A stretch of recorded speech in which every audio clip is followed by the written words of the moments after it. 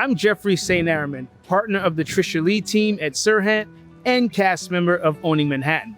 And now, let's get into the playbook.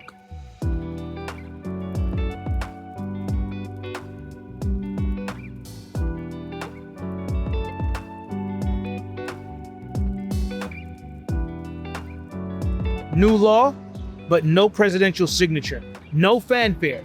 But this new law is a big deal for anyone trying to buy a house, and that means you. So here's the headline. It caps big investors at 350 single-family homes. That's a direct hit on the hedge funds and mega landlords who've been outbidding buyers for years. Now, a bill rarely picks winners, and this clearly does, says one finance writer. Small investors won. Mega landlords, they basically lost. Now, institutional investors only own about 3% of homes nationally, but in cities like Jacksonville, down in Florida, that number tops 20%. So in investor-heavy metros, expect the playing field to level out really fast. The law also fast-tracks new construction approvals and kills red tape for manufactured homes, basically cutting up to $10,000 off building costs. Translation, cheaper starter homes might actually make a comeback.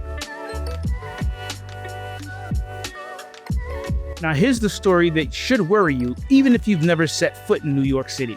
Now developers are turning empty office towers into apartments across the country.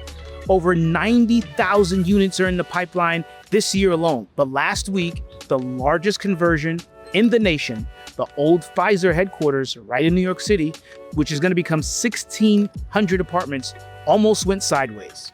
So crews added 18,000 square feet to the upper floors.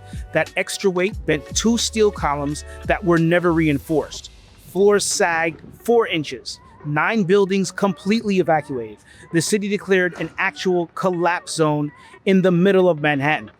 Talk about owning Manhattan. Thankfully, nobody was hurt. The building's stable now, but the experts say the lesson is clear. Old buildings deserve new questions before you ask them to carry new loads. Now, with tens of thousands of more conversions coming into DC, Chicago, and Phoenix, this won't be the last time you'll have to deal with this type of stress test.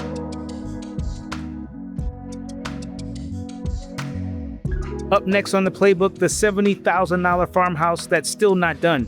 Now, the founders of Cheap Old Houses brought their own fixer-upper in 2020, an 11-acre farmhouse for $70,000. And 5 years later, it's still a work in progress. Now, here's their advice for anyone chasing their country home dream. Don't buy far away from where you actually live. Now, the ones that always fall through, they say, are the ones that are far away. Travel costs stack up fast on top of renovation costs. Their tip, get local. Join the town Facebook group and hunt foreclosure auctions in person. That's how his family secured a house for $27,000. That's a costly tip.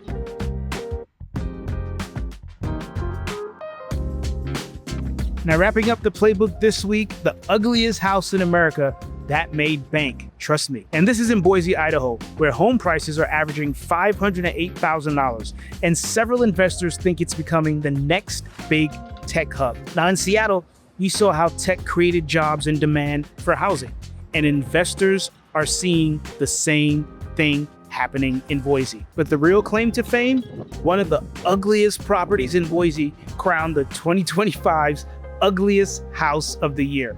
Now that bought for $365,000 renovated, but sold for $624,000. Talk about a flip.